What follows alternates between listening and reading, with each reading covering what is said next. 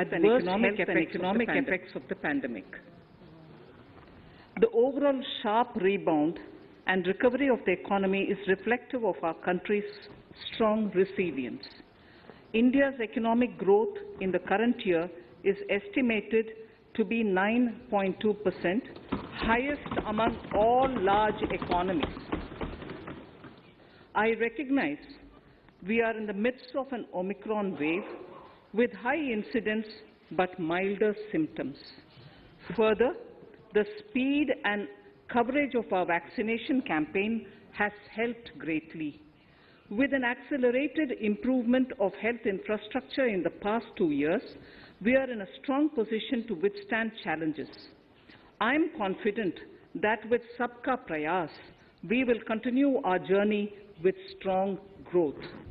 Honorable Speaker, we are marking Azadi Ka Amrit Mahotsav and have entered into Amrit Kal, the 25-year-long lead-up to India at 100. Honorable Prime Minister, in his Independence Day address, had set out the vision for India at 100. By achieving certain goals during Amrit Kal, our government aims to attain this vision. They are complementing the macroeconomic level growth focus with a microeconomic level all-inclusive welfare focus, promoting digital economy and fintech, technology-enabled development, energy transition, and climate action, and relying on virtuous cycles starting from private investment with public capital investment, helping to crowd in private investment. Since 2014, our government's focus has been on empowerment of citizens, especially the poor and the marginalized. Measures have included programs that have provided housing, electricity, cooking gas, and access to water. We also have programs for ensuring financial inclusion and direct benefit transfers. We are committed to strengthening the abilities of the poor to tap all opportunities. Our government constantly strives to provide the necessary ecosystem for the middle classes, a vast and wide section which is populated across various middle-income brackets, to make use of the opportunities they so desire.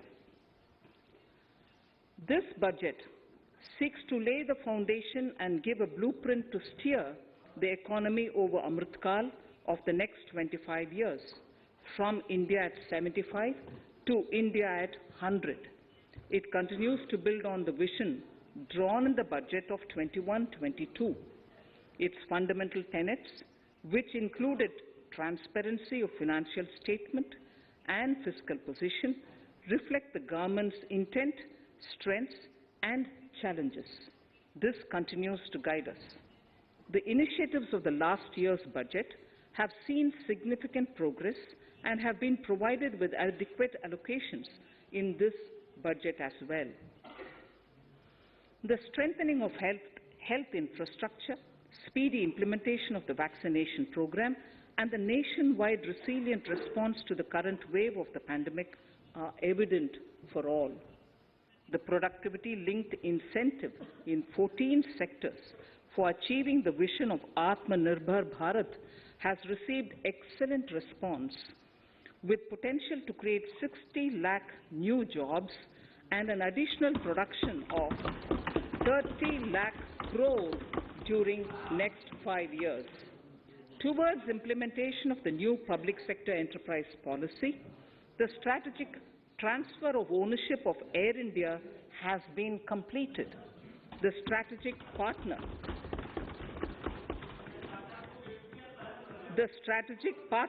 for Neelanchal Ispat Nigam Limited has been selected. The public issue of the LIC is expected shortly.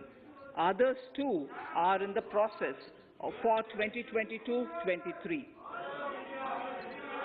Please know, आपको पर्याप्त मौका, पर्याप्त अवसर मिलेगा. बेटे बेटे टिप्पणी मत कीजिए. The National Bank for Infrastructure Development and National Asset Reconstruction Company have commenced their activities. Honorable Speaker, sir, Budget 2021-22 had provided a sharp increase in provision for public investment or capital expenditure. Throughout the year, with the Honourable Prime Minister guiding the implementation, our economic recovery is continuing to benefit from the multiplier effect.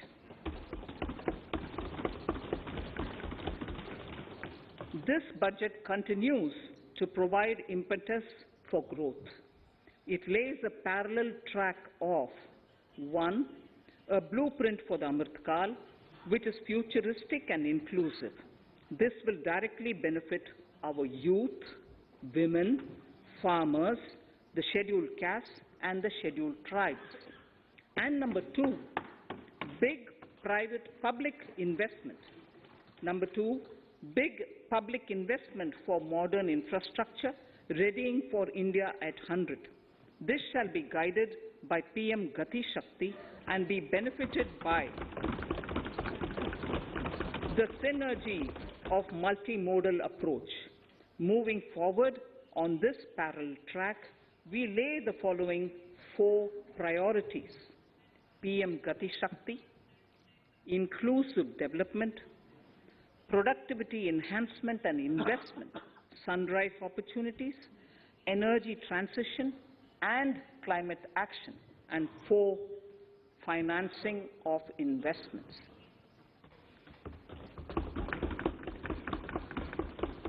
PM Gati Shakti. PM Gati Shakti is a transformative approach for economic growth and sustainable development. The approach is driven by 7 engines, namely roads, railways, airports, ports, mass transport, waterways, and logistics infrastructure. All 7 engines will pull forward the economy in unison. These engines are supported by the complementary roles of energy transmission, IT communication, bulk water and sewerage, and social infrastructure. Finally, the approach is powered by clean energy and Sabka Prayas. The efforts of the central government, the state governments, and the private sector together, leading to a huge job and entrepreneurial opportunities for all, especially the youth. PM Gati Shakti Master Plan, National Master Plan. The scope of PM Gati Shakti National Master Plan will encompass the 7 engines for economic transformation, seamless multimodal connectivity, and logistics efficiency. It will also include the infrastructure development by the state governments as per Gati Shakti Master Plan. The focus will be on planning, financing, including through innovative ways, use of technology, and speedier implementation. The projects pertaining to these 7 engines in the national infrastructure pipeline will be aligned with PM Gati Shakti framework. The touchstone of the master plan will be world-class modern infrastructure and logistics synergy among different modes of movement, both of people and goods, and location of projects. This will help raise the productivity and accelerate economic growth and development. Road transport. PM Gati Shakti Master Plan for expressways will be formulated in 22-23 to facilitate faster movement of people and goods. The National Highways network will be expanded by 25,000 kilometers in 2022-23. 20,000 crores of rupees will be mobilized through innovative ways of financing to complement the public resources. The data exchange among all mode operators will be brought on unified logistics interface platform, designed for application programming interface. This will provide for efficient movement of goods through different modes, reducing logistics cost and time, assisting just-in-time inventory management, and in eliminating tedious documentation. Most importantly, this will provide real-time information to all stakeholders and improve international competitiveness. Open source mobility stack for organizing seamless travel of passengers will also be facilitated. Contracts for implementation of multimodal logistic parks at 4 locations through PPP mode will be awarded in 22-23. Railways will develop new products and efficient logistics services for small farmers and small and medium enterprises, besides taking the lead in integration of postal and railways network to provide seamless solutions for movement of parcels. One station, one product concept will be popularized to help local businesses and supply chains. As a part of Atmanirbhar Bharat, 2,000 kilometers of network will be brought under Kavach, the indigenous world-class technology for safety and capacity augmentation in 2022-23. 400 new generation Vande Bharat trains will better energy efficiency and passenger riding experience will be developed and manufactured during the next 3 years. 100 PM Gati Shakti cargo terminals for multimodal logistics facilities will be developed during the next 3 years. Innovative ways of financing and faster implementation will be encouraged for building metro systems of appropriate type at scale. Multimodal connectivity between mass urban transport and railway stations will be facilitated on priority. Design of metro systems, including civil structures, will be reoriented and standardized for Indian conditions and needs. Parvatmala, as a preferred ecologically sustainable alternative to conventional roads in difficult hilly areas, National Ropeways Development Program will be taken up on PPP mode. The aim is to improve connectivity and convenience for commuters, besides promoting tourism. This may also cover congested urban areas where conventional mass transit system is not feasible. Contracts for 8 such ropeway projects for a length of 60 kilometers will be awarded in 22-23.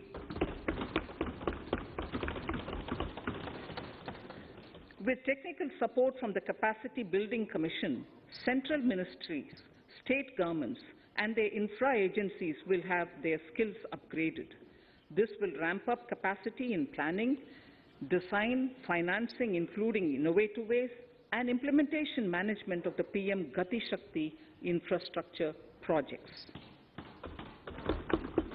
Inclusive development, our second priority. Agriculture.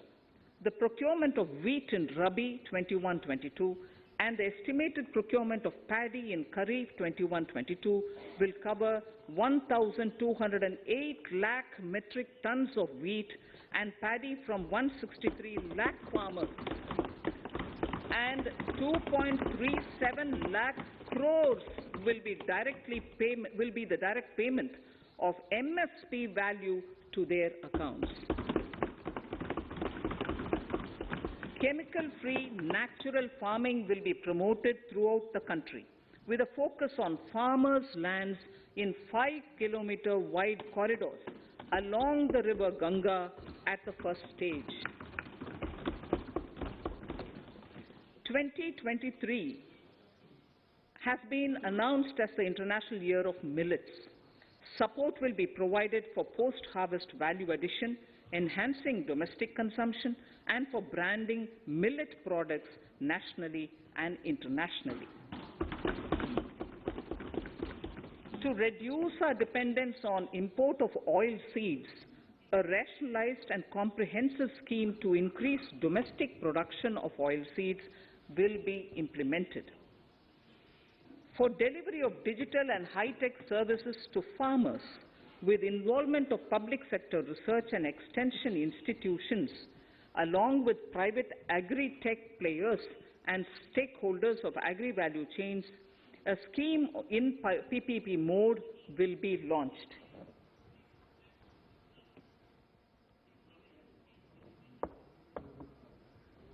Use of Kisan drones will be promoted for crop assessment, digitization of land records, spraying of insecticides and nutrients.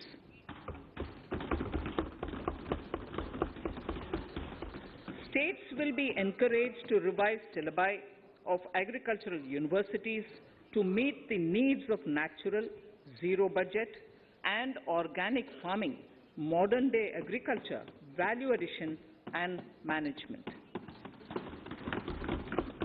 A fund with blended capital raised under the co-investment model will be facilitated through the NABARD.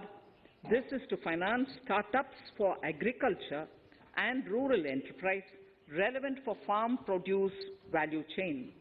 The activities of these startups will include inter alia, support for FPOs, machinery for farmers on rental basis at farm level, and technology including IT-based support.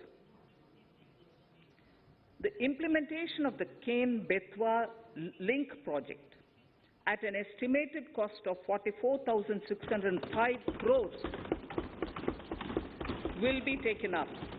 This is aimed at providing irrigation benefits to 9.0 lakh hectare of farmers' lands, drinking water supply to 62 lakh people, 103 megawatt of hydro, 27 megawatt of solar power, allocations of 4,300 crores of rupees in the RE 21-22 and 1,400 crores of rupees in 22-23 have been made for this project. Honorable Speaker, sir, draft DPRs for 5 river links, namely Daman-Ganga Pinjal, Par-Tapi Narmada, Godavari Krishna, Krishna Pennar, and Pennar Kaveri have been finalized. Once a consensus is reached among the beneficiary states, the Centre will provide support for their implementation. For farmers to adopt suitable varieties of fruits and vegetables and to use appropriate production and harvesting techniques, our government will provide a comprehensive package with participation of state governments. MSMEs, Udyam, eShram, NCS and ASEEM portals will be interlinked. Their scope will be widened. They will now perform as portals with live organic databases, providing G2C, B2C and B2B services. These services will relate to credit facilitation, skilling and recruitment with an aim to further formalize the economy and enhance entrepreneurial opportunities for all. Emergency Credit Line Guarantee Scheme has provided the much-needed additional credit to more than 130 lakh MSMEs. This has helped them mitigate the adverse impact of the pandemic. The hospitality and related services, especially those by micro and small enterprises, are yet to regain their pre-pandemic level of business. Considering these aspects, the ECLGS will be extended up to March 2023, and its guarantee cover will be expanded by 50,000 crores of rupees to total cover of 5 lakh crores.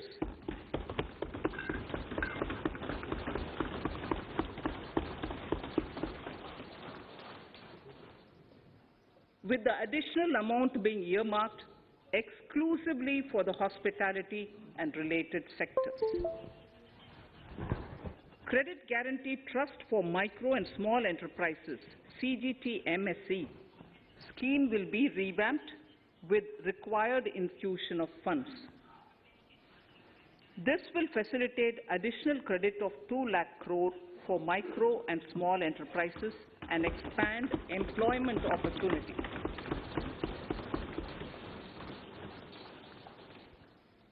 Raising and Accelerating MSME Performance, RAMP, program will outlay with outlay of 6,000 crore over 5 years will be rolled out. This will help MSME sector become more resilient, competitive and efficient.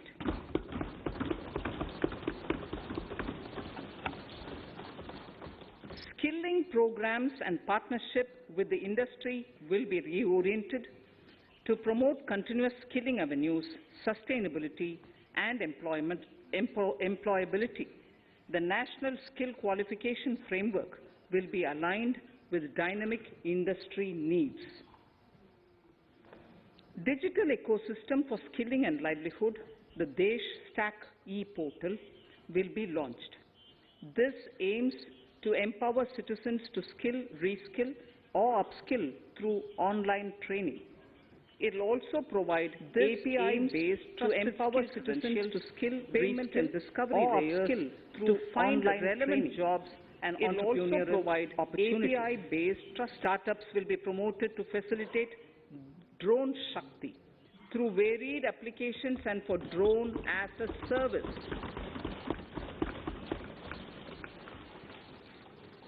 In select ITIs in all states, the required courses for skilling will be started. Due to the pandemic-induced closure of schools, our children, particularly in the rural areas and those from scheduled castes and scheduled tribes and other weaker sections, have lost almost 2 years of formal education. Mostly, these are children in government schools. We recognize the need to impart supplementary education and build a resilient mechanism for education delivery. We recognize the need to impart supplementary TV channel and build a resilient mechanism for education delivery. For this purpose, 200 TV channels. This will enable all states to provide supplementary education in regional languages for classes 1 to 12.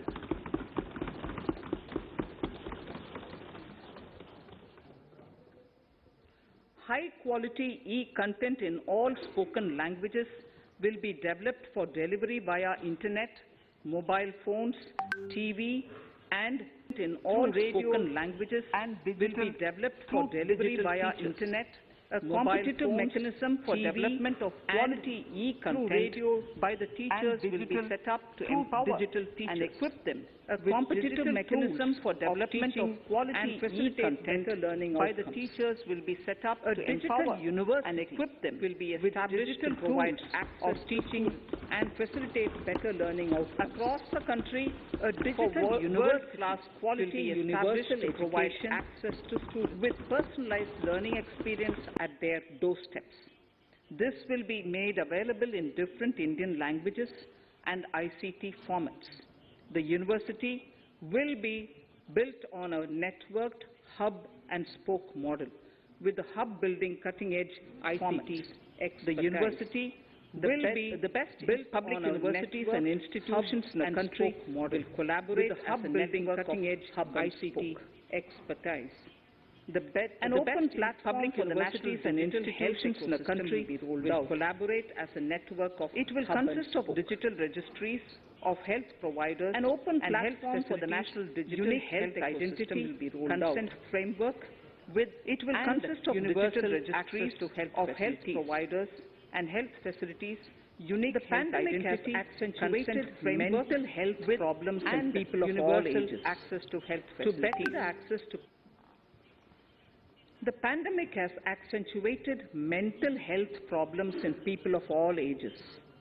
To better the access to quality mental health counseling and care services, a national tele-mental health program will be launched. This will include a network of 23 tele-mental health centers of excellence, with NIMHANS being the nodal center, and International Institute of Information Technology, Bangalore, IIIT Bangalore, providing technology support.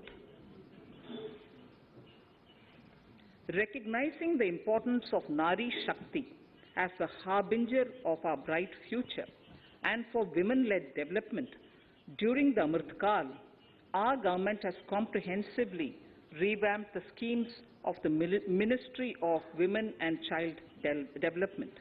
Accordingly, 3 schemes, namely Mission Shakti, Mission Vatsalya, Saksham Anganwadi and Poshan 2.0 were launched recently to provide integrated benefits to women and children.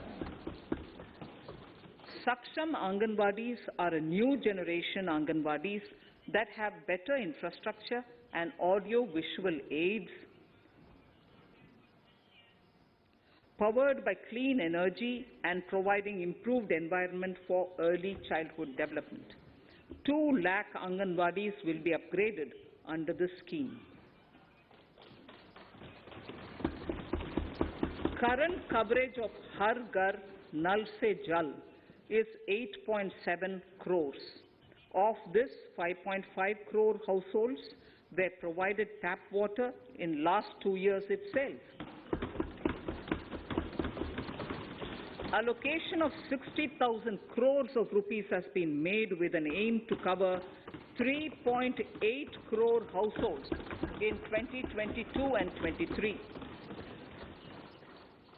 In 22-23, 80 lakh houses will be completed for the identified eligible beneficiaries of the PM Awas Yojana, both rural and urban.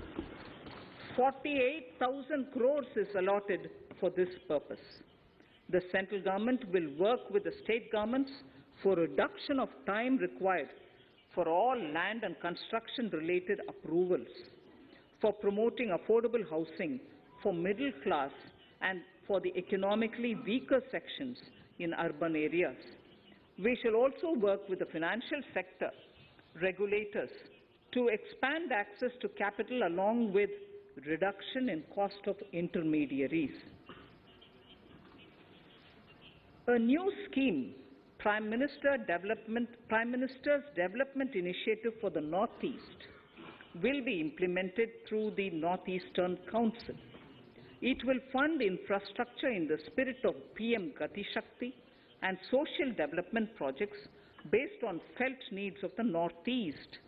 This will enable livelihood activities for youth and women, filling the gaps in various sectors. It will not be a substitute for existing central or state schemes. While the central ministries may also post their candidate projects, priority will be given to those posted by the states. An initial allocation of 1,500 crores of rupees will be made, and the initial list of projects is given in Annexure 1 of my speech. Our vision to improve the quality of life of citizens in the most backward districts of the country through aspirational districts program has been translated into reality in a very short span of time. 95% of those 112 districts have made significant progress in key sectors such as health, nutrition, financial inclusion, and basic infrastructure. They have surpassed even some of the state average values.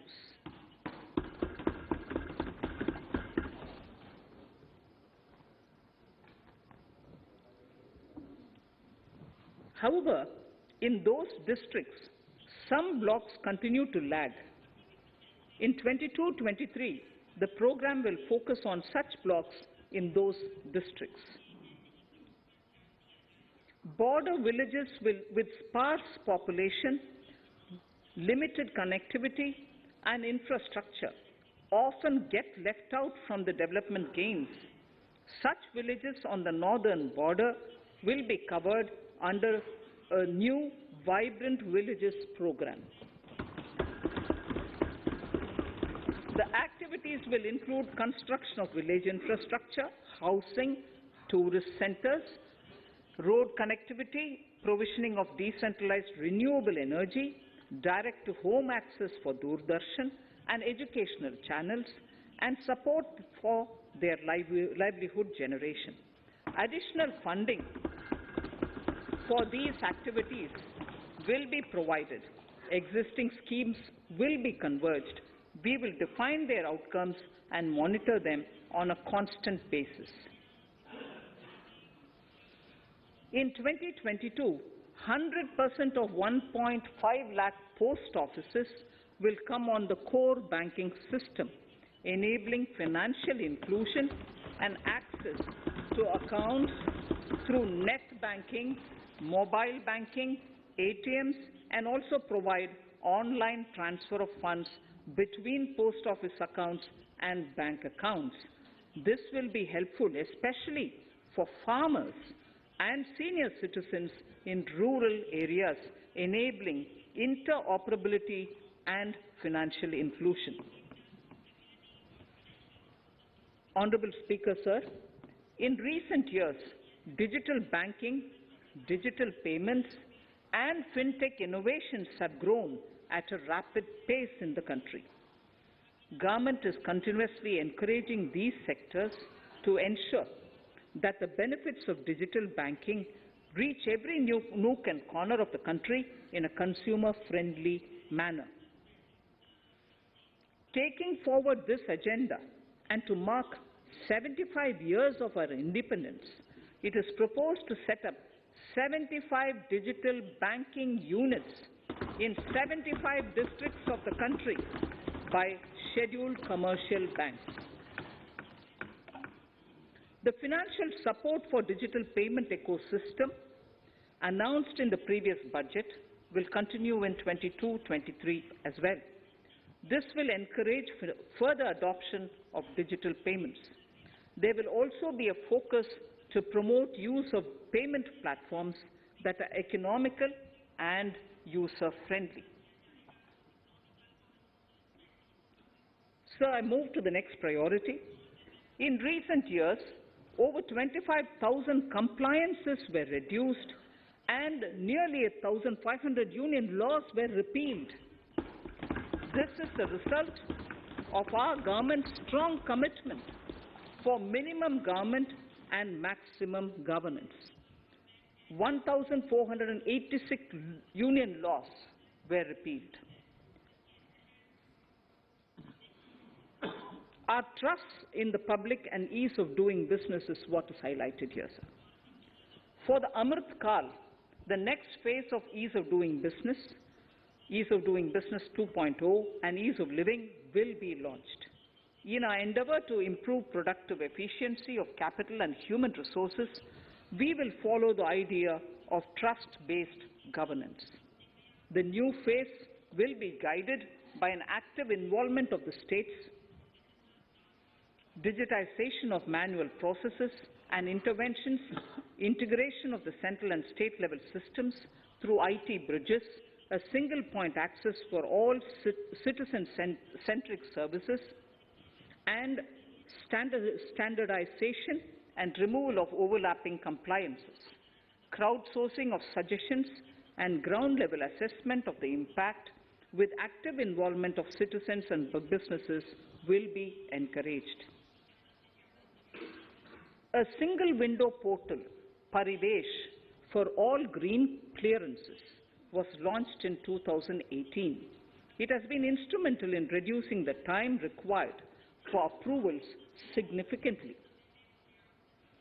The scope of this portal will be expanded to provide information to the applicants based on location of units. Information about specific approvals will be provided. It will enable application for all 4 approvals through a single form and tracking of the process through Centralized Processing Center Green, CPC Green. E-passports.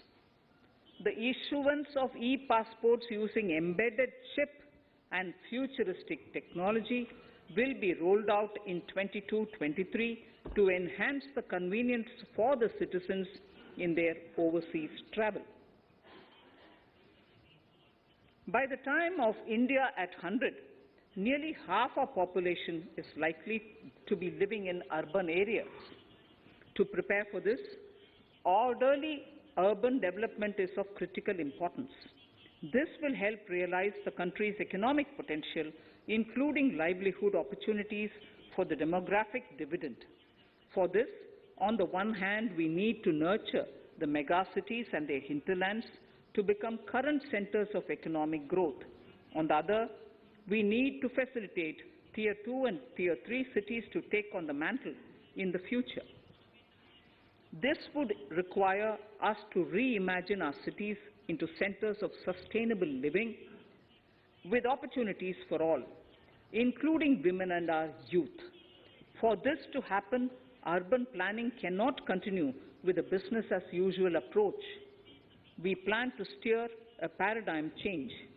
A high-level committee of reputed urban planners, urban economists, and institutions will be formed to make recommendations on urban sector policies, capacity building, planning, implementation, and governance.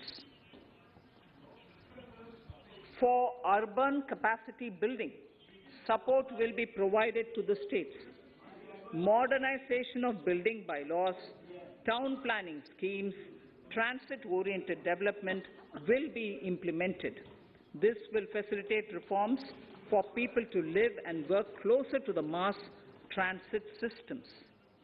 The central government's financial support for mass transit projects and Amrit scheme will be leveraged for formulation of action plans and their implementation for facilitating the TOD and TPS by the states. For developing India-specific knowledge in urban planning and design, and to deliver certified training in these areas, up to 5 existing academic institutions in different regions will be designated as centers of excellence. These centers will be provided endowment fund of 250 crore each. In addition, the AICTE will take the lead to improve syllabi, quality and access of urban planning courses in other institutions. We will promote a shift to use of public transport in urban areas. This will be complemented by clean tech and governance solutions, special mobility zones with zero fossil fuel policy and EV vehicles. Battery swapping policy. Considering the constraint of space in urban areas, for setting up charging stations at scale, a battery swapping policy will be brought out and interoperability standards will be formulated.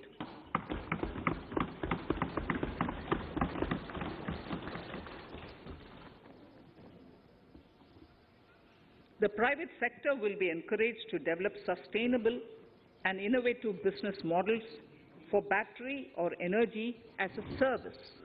This will improve efficiency in the EV ecosystem. Efficient use of land resources is a strong imperative. States will be encouraged to adopt unique land parcel identification number to facilitate IT-based management of records. The facility for transliteration of land records across any of the Schedule 8 languages will also be rolled out. The adoption of linkage with National Generic Document Registration System, NGDRS, with the One Nation, One Registration software will be promoted as an option for uniform process of registration and anywhere registration of deeds and documents. Necessary amendments in the code IBC will be carried out to enhance the efficiency of the resolution process and facilitate cross-border insolvency resolution.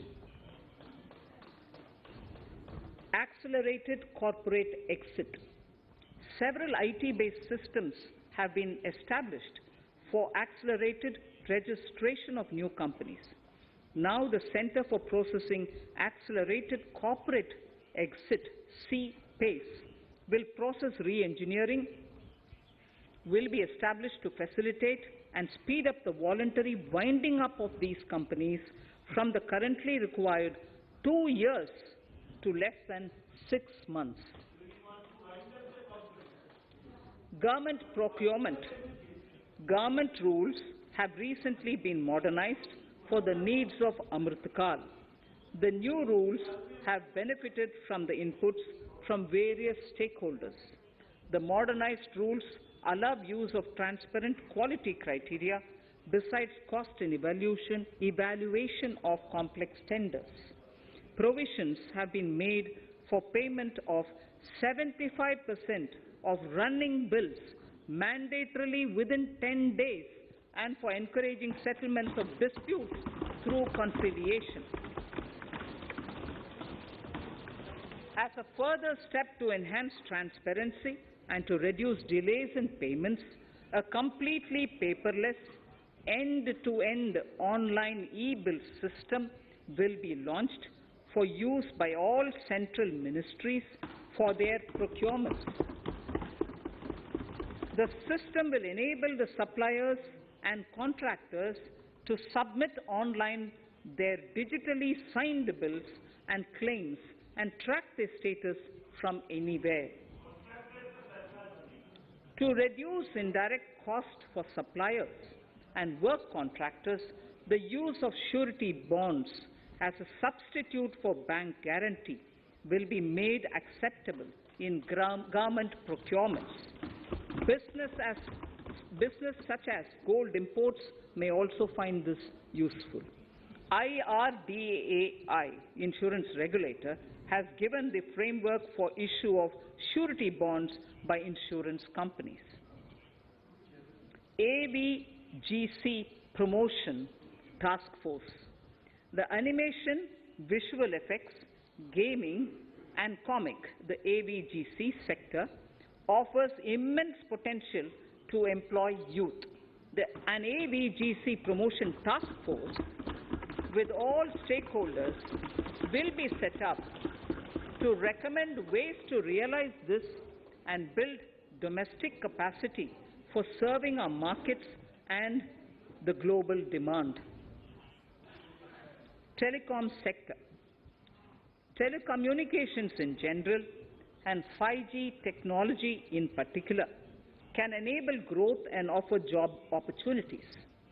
Required spectrum auctions will be conducted in 2022 to facilitate rollout of 5G mobile services within 2022-23 by private telecom providers.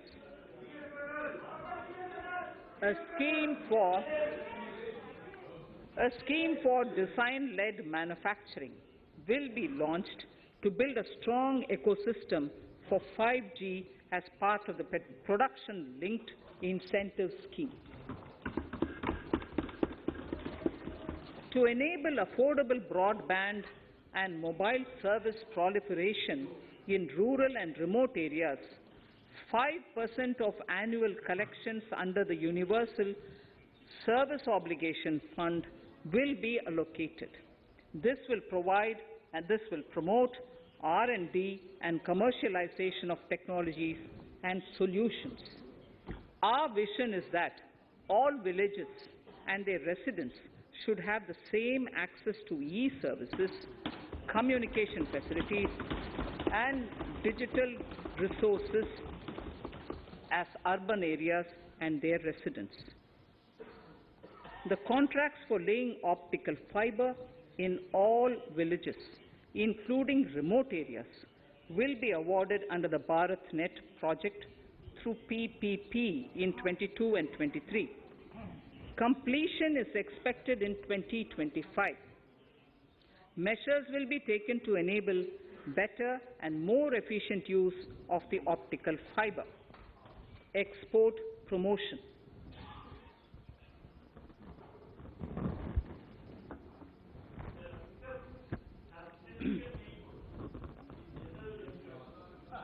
The Special Economic Zones Act will be replaced with a new legislation that will enable the states to become partners in development of enterprise and service hubs.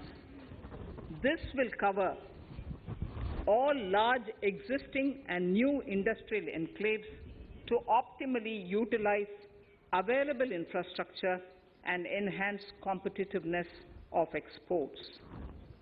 Atmanirbharta in defense. Our government is committed to reducing imports and promoting Atmanirbharta in equipment for the armed forces. 68% of the capital procurement budget will be earmarked for domestic industry in 22-23, up from 58% in 21-22. Defense R&D will be opened up for industry, startups and academia, with 25% of defense R&D budget earmarked. Private industry will be encouraged to take up design and development of military platforms and equipment in collaboration with DRDO and other organizations through SPV model.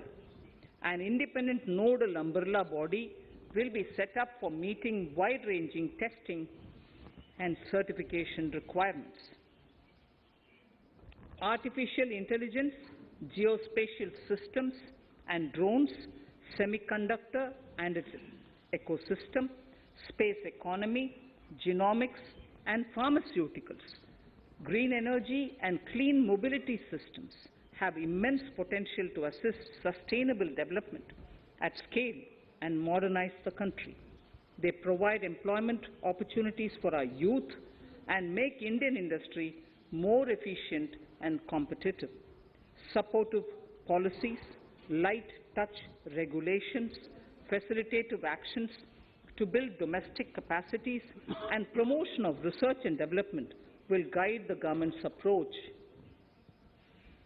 For R&D in the sunrise opportunities, in addition to efforts of collaboration among academia, industry and public institutions, government contribution will be provided. Energy transition and climate change. The risks of climate change are the strongest negative externalities that affect India and other countries. As Honorable Prime Minister said at the COP26 summit in Glasgow last November, and I quote, "What is needed today is mindful and deliberate utilization instead of mindless, destructive consumption," unquote.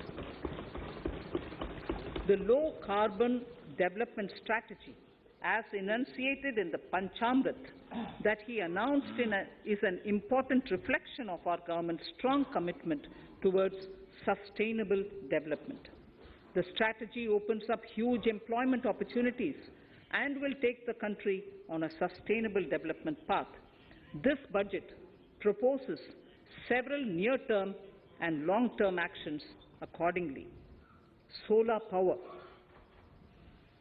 To facilitate domestic manufacturing for the ambitious goal of 280 gigawatts of installed solar capacity by 2030, an additional allocation of 19,500 crores for PLI, production-linked incentive, for manufacturing of high-efficiency modules with priority to fully integrate manufacturing units from polysilicon to solar PV modules will be made. Honorable Speaker, sir, the circular economy transition is expected to help in productivity enhancement as well as creating large opportunities for new businesses and jobs.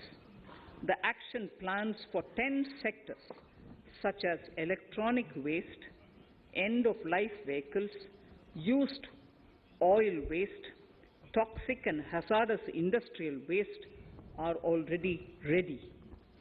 The focus will now be on addressing important cross-cutting issues of infrastructure, reverse logistics, technology upgradation, and integration with informal sector. This will be supported by active public policies covering regulations, extended producers' responsibilities, framework, and innovation facilities. 5 to 7% biomass pellets will be co-fired in thermal power plants, resulting in carbon dioxide savings of 38 MMT annually. This will also provide extra income to farmers and job opportunities to locals and help avoid stubble burning in agricultural fields. Saving energy is an important aspect of the energy management. Hence, energy efficiency and savings measures will be promoted. This will be done in large commercial buildings through the energy service company business model. It will facilitate capacity building and awareness for energy audits, performance contracts, and common measurement of and verification protocol. 4 pilot projects for coal gasification and conversion of coal into chemicals required for the industry will be set up to evolve technical and financial viability. The policies and required legislative changes to promote agroforestry and private forestry will be brought in. In addition, financial support will be provided to farmers belonging to scheduled castes and scheduled tribes who want to take up agroforestry. Honourable Speaker, I now move to the 4th priority, financing of investments. Capital investment holds the key to speedy and sustainable economic revival and consolidation through its multiplier effect. Capital investment also helps in creating employment opportunities, induced enhanced demand for manufactured input from large industries and MSMEs, services from professionals, and help farmers through better agri-infrastructure. The economy has shown strong resilience to come out of the effects of the pandemic with high growth. However, we need to sustain that level to make up for the setback of 2020-2021. As outlined in para 5 earlier, the virtuous cycle of investment requires public investment to crowd in private investment. At this stage, private investments seem to require that support to rise to their potential and to the needs of the economy. Public investment must continue to take the lead and prime the private investment and demand in 2022-23. Considering the above imperative, the outlay for capital expenditure in the Union budget is once again being stepped up sharply by 35.4% from 5.54 lakh crore in the current year to 7.50 lakh crores in 22-23. This has increased to more than 2.2 times the expenditure of 2019-20. This outlay in 22-23 will be 2.9% of the GDP. Effective capital expenditure. With this investment taken together with the provision made for creation of capital assets through grants and aid to states, the effective capital expenditure of the central government is estimated at 10.68 lakh crores in 22-23, which will be about 4.1% of the GDP. Green bonds. As a part of the government's overall market borrowings in 22-23, sovereign green bonds will be issued for mobilizing resources for green infrastructure. The proceeds will be deployed in public sector projects which help in reducing the carbon intensity of the economy. GIFT IFSC. World-class foreign universities and institutions will be allowed in the GIFT city to offer courses in the financial management, fintech, science, technology, engineering and mathematics free from domestic regulations except those by the IFSCA to facilitate availability of high-end human resources for financial services and technology. An international arbitration center will be set up in the GIFT City for timely settlement of disputes under international jurisprudence. Services for global capital for sustainable and climate finance in the country will be facilitated in the GIFT City. Infrastructure status. Data centers and energy storage systems, including dense charging infrastructure and grid-scale battery systems, will be included in the harmonized list of infrastructure. This will facilitate credit availability for digital infrastructure and clean energy storage. Venture capital and private equity invested more than 5.5 lakh crores last year, facilitating one of the largest startup growth systems. Scaling up this investment requires a holistic examination of regulatory and other frictions. An expert committee will be set up to examine and suggest appropriate measures. Government-backed funds, NIIF and SIDBI, Fund of Funds, have provided scale capital, creating a multiplier effect. For encouraging important sunrise sectors such as climate action, deep tech, digital economy, pharma and agri-tech, the government will promote these thematic funds for blended finance, with the government share being limited to 20% and the funds being managed by private fund managers. For financing the infrastructure needs, the stepping up of public investment will need to be complemented by private capital at a significant scale. Measures will be taken to enhance financial viability of projects, including PPP, with technical and knowledge assistance from multilateral agencies. Enhancing financial viability shall also be obtained by adopting global best practices, innovative ways of financing, and balanced risk allocation. Digital rupee.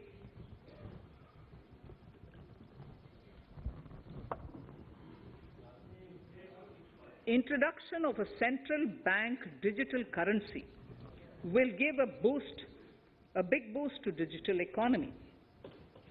Digital currency will also lead to a more efficient and cheaper currency management system. It is therefore proposed to introduce digital rupee using blockchain and other technologies to be issued by the Reserve Bank of India starting 2022 and 23. Financial assistance to states for capital investment. Reflecting the true spirit of cooperative federalism, the central government is committed to bolstering the hands of the states in enhancing their capital investment towards creating productive assets and generating remunerative employment. The scheme for financial assistance to states for capital investment has been extremely well received by the states. In deference to the requests received during my meeting with the chief ministers and state finance ministers, the outlay for this scheme is being enhanced from 10,000 crores in the budget estimates to 15,000 crores in the revised estimates for the current year.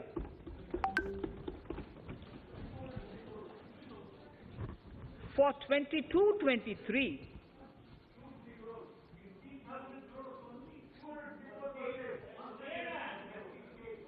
I'll repeat that sentence for the benefit of many of our honorable members. In deference to The requests received during my meeting with Chief Ministers and State Finance Ministers, the outlay for this scheme is being enhanced from 10,000 crores in the BE to 15,000 crores, 15,000 crores in the RE of the current year. For 22-23, the allocation is 1 lakh crores to assist the states in catalyzing the overall investments in the economy. These 50-year interest-free loans are over and above the normal borrowings allowed to the states, are over and above the normal borrowings to the states. This allocation will be used for PM Gati Shakti related and other productive capital investments of the states. It will also include components for supplemental funding for priority segments of PM Gram Sadak Yojana, including support for the state's share, digitization of the economy, including digital payments and completion of OFC network, and reforms related to building bylaws, town planning schemes, transit-oriented development, and transferable development rights.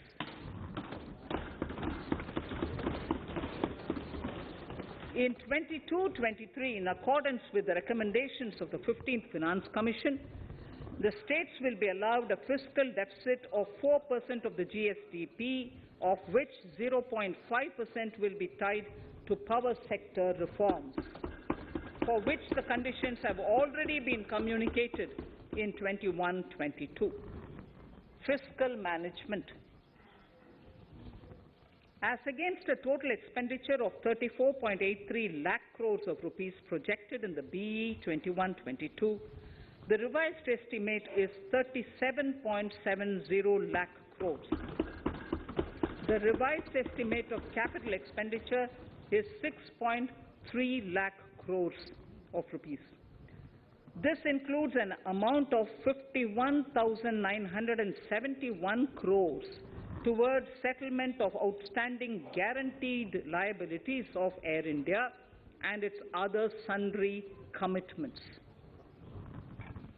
Coming to the budget estimates, Honourable Speaker, sir, the total expenditure in 22-23 is estimated at 39.45 lakh crores, while the total receipts other than borrowings are estimated at 22.84 lakh crores of rupees.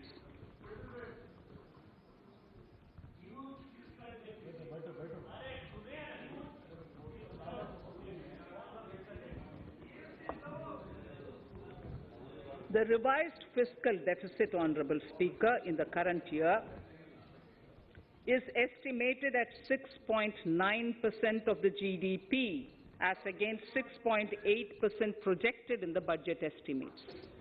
The fiscal deficit is in 22-23 is estimated at 6.4% of the GDP, which is consistent with the broad path of the fiscal consolidation announced by me last year to reach a fiscal deficit level below 4.5% by 25-26. While setting the fiscal deficit level in 22-23, I am conscious of the need to nurture growth through public investment to become stronger and sustainable. I will now move to Part B of my speech.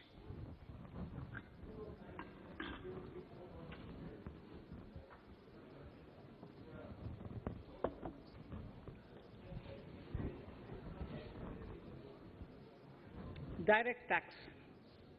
Honourable Speaker, sir, I take this opportunity to thank all the taxpayers of our country who have contributed immensely and strengthened the hands of the government in helping their fellow citizens in this hour of need.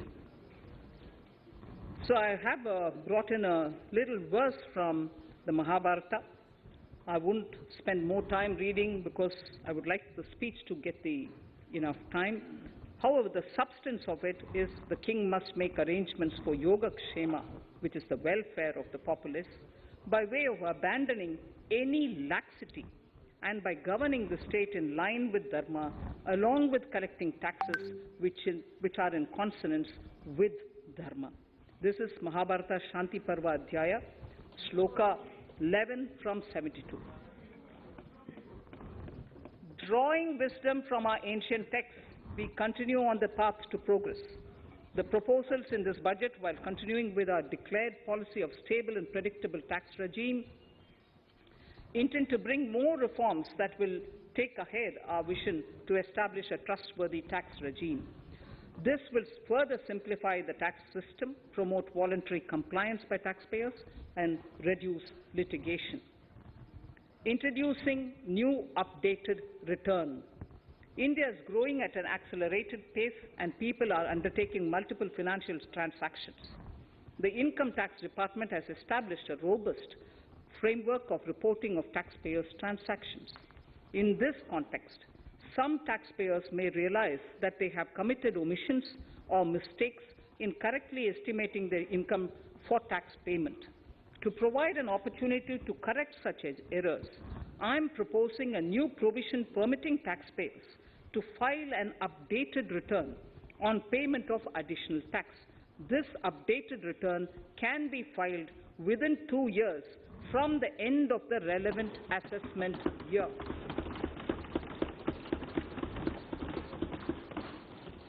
Honourable Speaker, sir, presently, if the department finds out that some income has been missed out by an assessee, it goes through a lengthy process of adjudication. Instead, with this proposal now, there will be a trust repost in the taxpayers that will enable the assessee herself to declare the income that she may have missed out earlier while filing her return.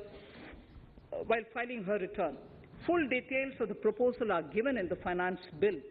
It is an affirmative step in the direction of voluntary compliance.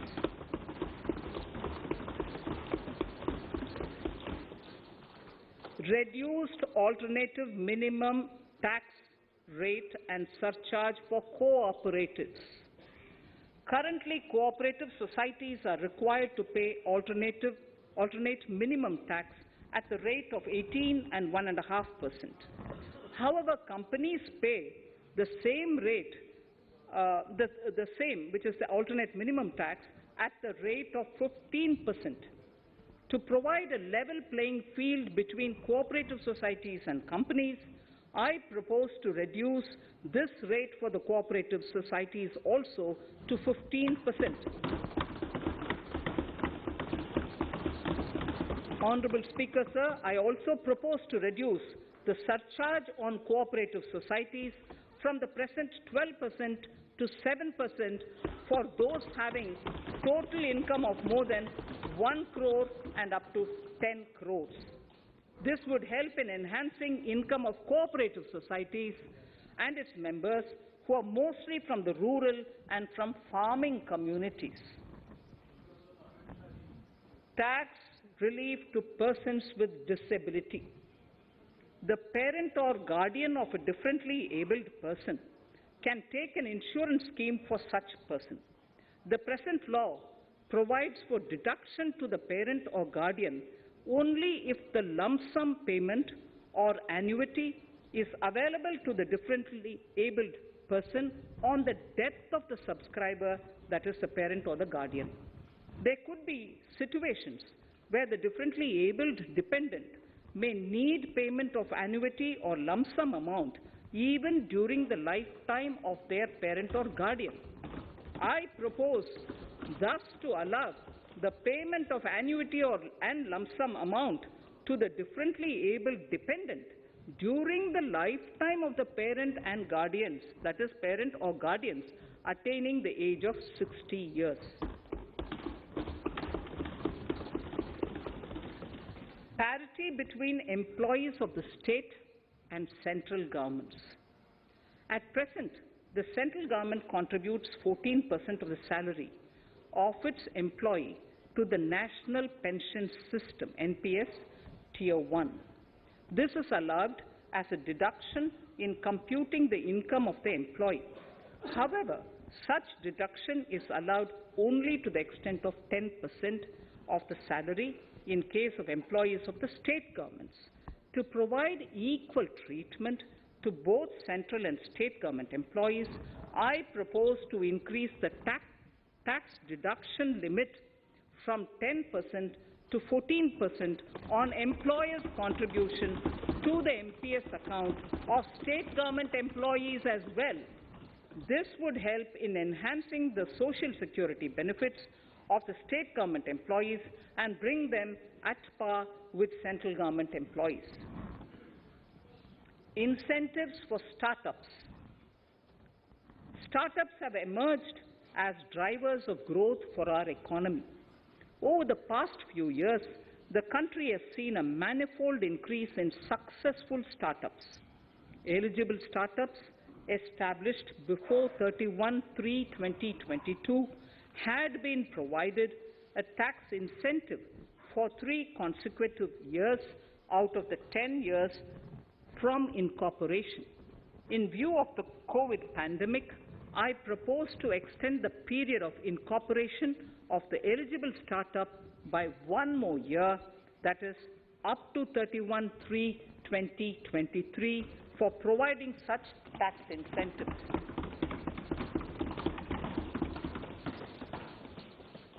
Incentives for newly incorporated manufacturing entities under concessional tax regime. In an effort to establish a global competitive business environment for certain domestic companies, a concessional tax regime of 15% was introduced by our government for newly incorporated domestic manufacturing companies. I propose to extend the last date for commencement of manufacturing or production under Section 115B(ab) by 1 more year, that is from 31st March 2023 to 31st March 2024.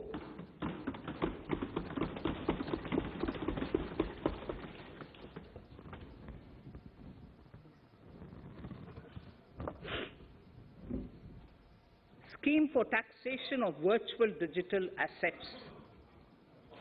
There has been a phenomenal increase in transaction in virtual digital assets. The magnitude and frequency of these transactions have made it imperative to provide for a specific tax regime.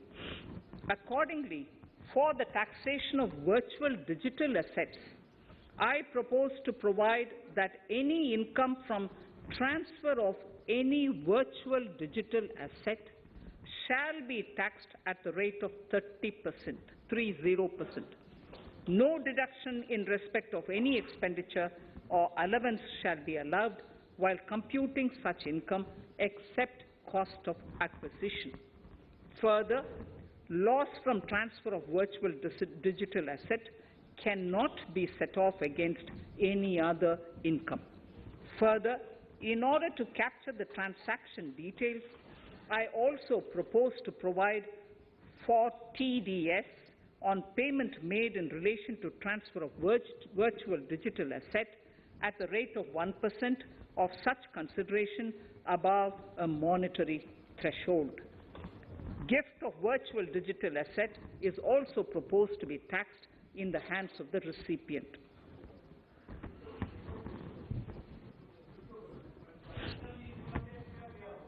Litigation management to avoid repetitive appeals by the department. It has been observed that a lot of time and resources are consumed in filing of appeals which involve identical issues. Taking forward our policy of sound litigation management, I propose to provide that if a question of law in the case of an assessee is identical to a question of law which is pending in the appeal before a jurisdictional High Court or Supreme Court, in any case, the filing of further appeal in the case of this assessee by the department shall be deferred till such a question of law is decided by the jurisdictional High Court or the Supreme Court. This will greatly help in reducing the repeated litigation between taxpayer and the department. Taking forward our efforts to further promote the IFSC, I hereby propose to provide that income of a non-resident from offshore derivative instruments or over-the-counter derivatives issued by an offshore banking unit, income from royalty and interest on account of lease of ship, and income received from portfolio management services in IFSC shall be exempt from tax, subject to specified conditions. Rationalization of surcharge. In the globalized business world, there are several work contracts whose terms and conditions mandatorily require formation of a consortium. The members in the consortium are generally companies. In such cases, the income of these AOPs has to suffer a graded surcharge up to 37%, which is a lot more than surcharge on the individual companies. Accordingly, I propose to cap the surcharge of these AOPs at 15%, 15%.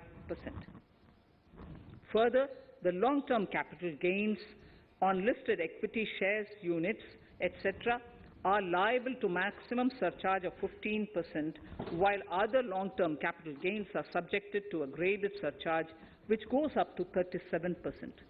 I propose to cap the surcharge on long-term capital gains arising on transfer of any type of assets at 15%.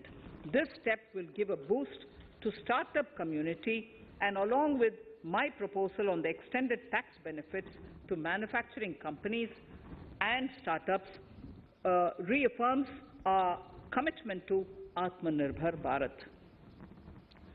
Clarification in relation to health and education cess as business expenditure. The income tax is not an allowable expenditure for computation of business income. This includes tax as well as surcharges. The health and education cess is imposed as an additional surcharge on the taxpayer for funding specific government welfare programs. However, some courts have allowed health and education cess as business expenditure, which is against the legislative intent. To reiterate the legislative intent, I propose to clarify that any surcharge or cess on income and profits is not allowable as business expenditure. Deterrence against tax evasion. Honourable Speaker, sir, presently there is ambiguity regarding set-off of brought forward loss against undisclosed income detected in search operations. It has been observed that in many cases where undisclosed income or suppression of sales, etc., is detected, payment of tax is avoided by setting off of losses.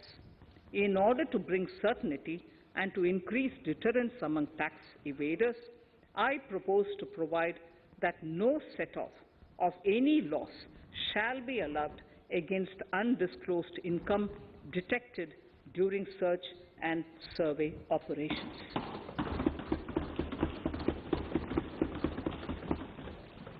It has been noticed that as a business promotion strategy, there is a tendency on businesses to pass on benefits to their agents.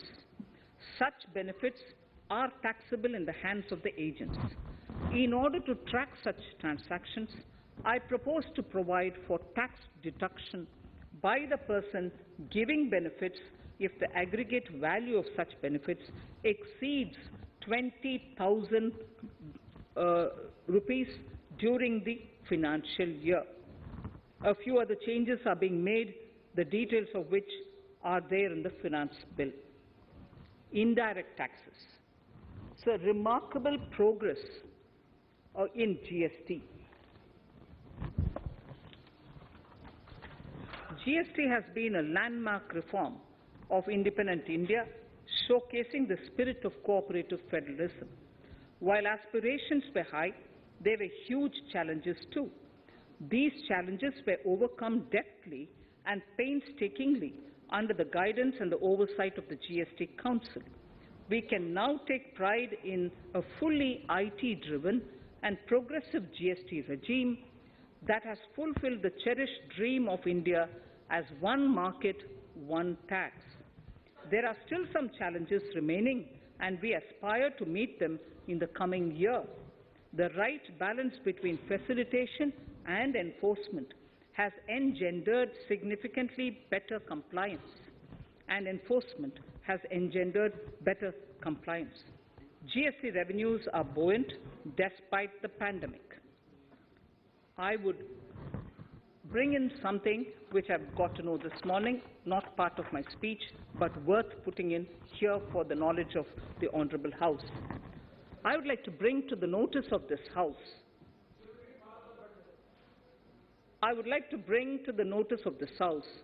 that the gross GST collections for the month of January 22 are rupees 1,40,986 crores, which is the highest since the inception of GST. This has been possible due to rapid economic growth, recovery, post-COVID,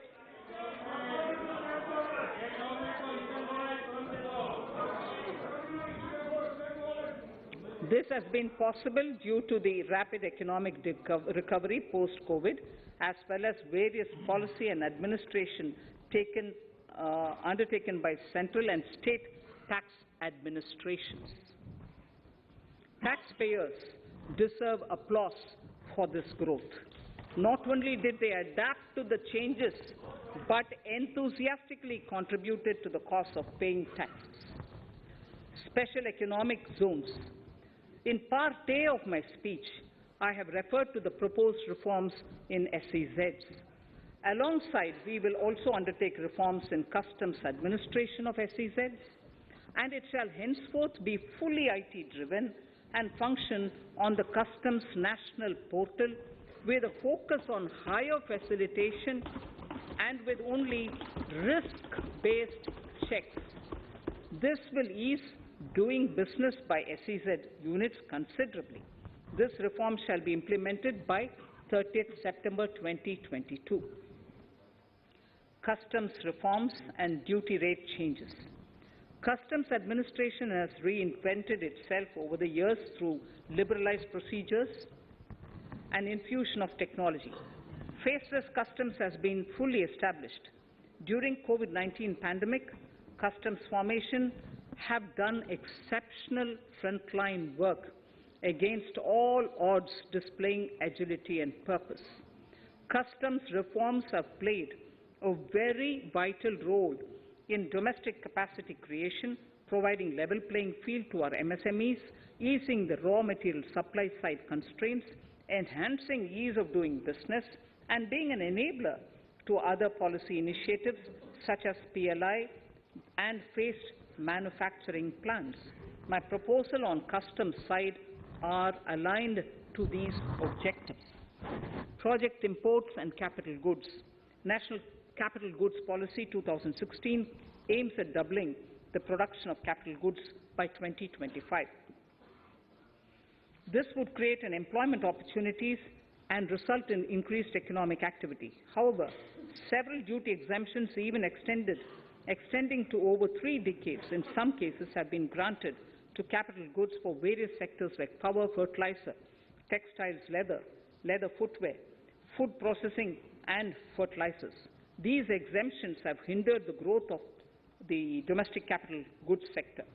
Similarly, project import duty concessions have also deprived the local producers of a level playing field in areas like coal mining projects, power generation, transmission or distribution projects, railway and metro projects.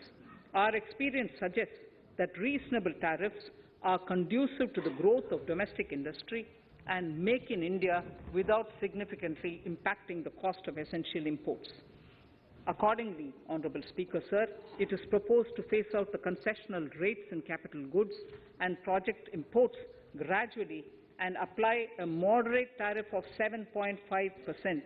Certain exemptions for advanced machineries that are not manufactured within the country shall continue.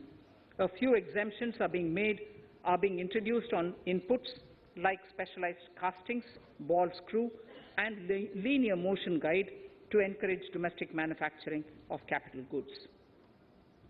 In the last 2 budgets, we have rationalized several customs exemptions. We have once again carried out an extensive consultation, including by crowdsourcing. As a result of these consultations, more than 350 exemption entries are proposed to be gradually phased out. These include exemptions on certain agricultural produce,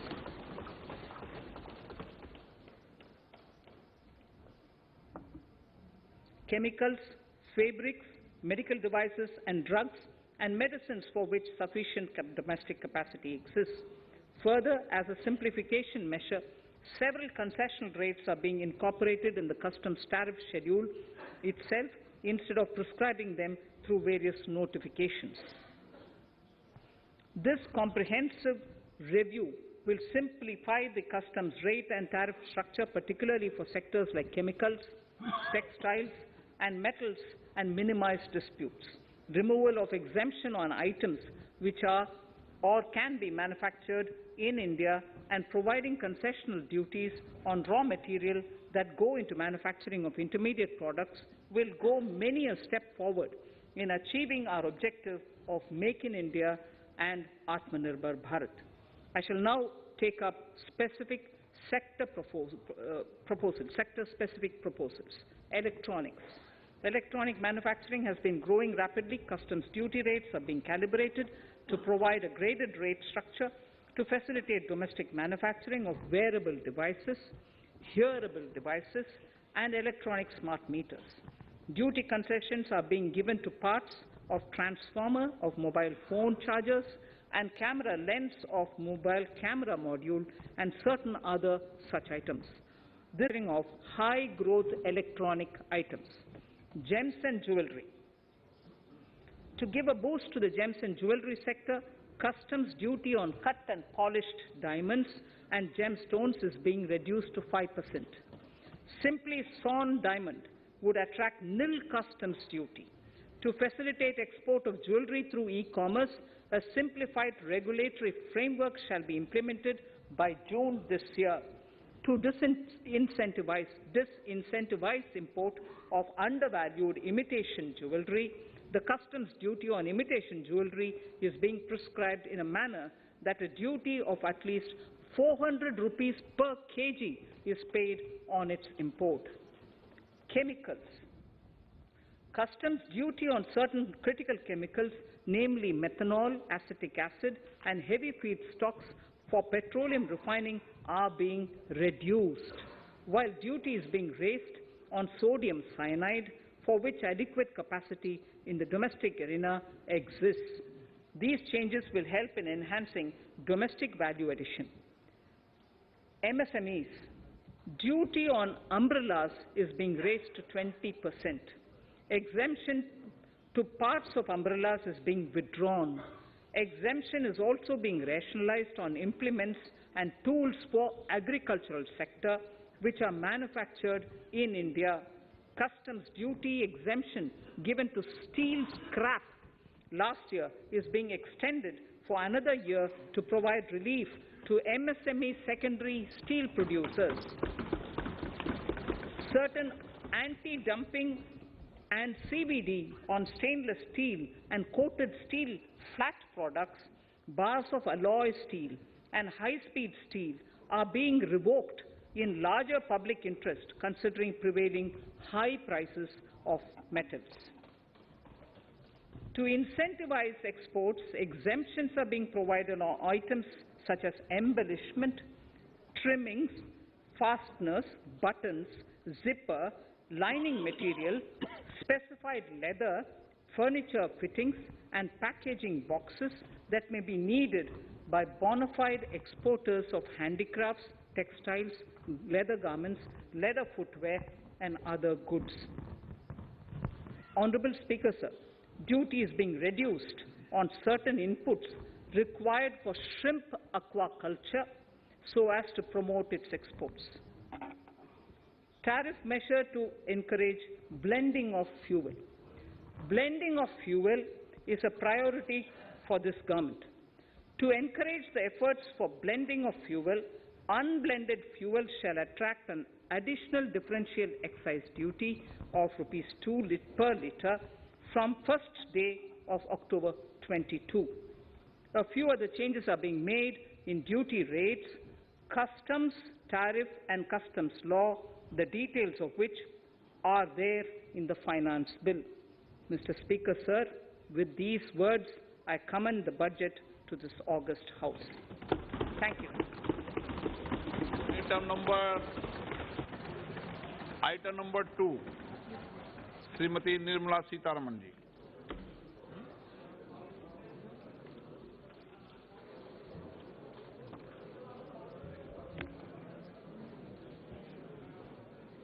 Sir, with your permission, I rise to lay on the table the following statements under Section 3(1) of the Fiscal Responsibility and Budget Management FRBM Act 2003, Medium-Term Fiscal Policy cum Fiscal Policy Strategy Statement and Macroeconomic Framework Statement.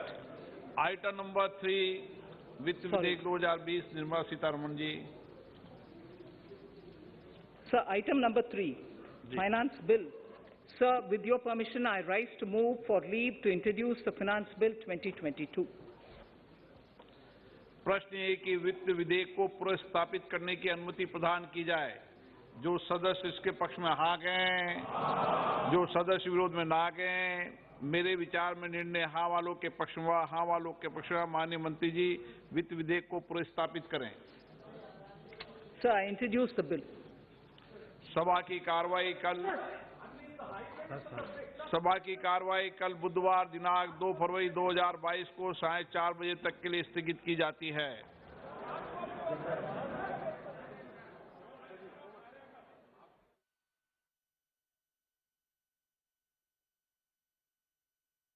जो budget है वो अब संसद के पटल पर रखा जा चुका है और कितना बड़ा ये बजट है हम आपको बताएंगे। करीब करीब 40 लाख करोड़ रुपए खर्च होंगे देश के विकास पर और कहां फोकस है वो हम आपको बताने की कोशिश करेंगे। ये जो बजट है नए भारत की नींव रखता है। जिस तरह से वित्त मंत्री ने स्पष्ट तौर पर कहा कि ये जो अमृत काल चल रहा है, 75 साल आजादी के हो चुके हैं और अब हम 75 से 100 साल का ये जो 25 साल का सफर है उसकी एक नींव रखता हुआ ये जो बजट है वो किस तरह से बुनियादी ढांचे पर फोकस करता है। आगे जाते हुए जो कोरोना की चुनौतियां हैं, क्या उससे निपटने में ये जो बजट है वो कुछ बड़े फायदे पहुंचाता है देश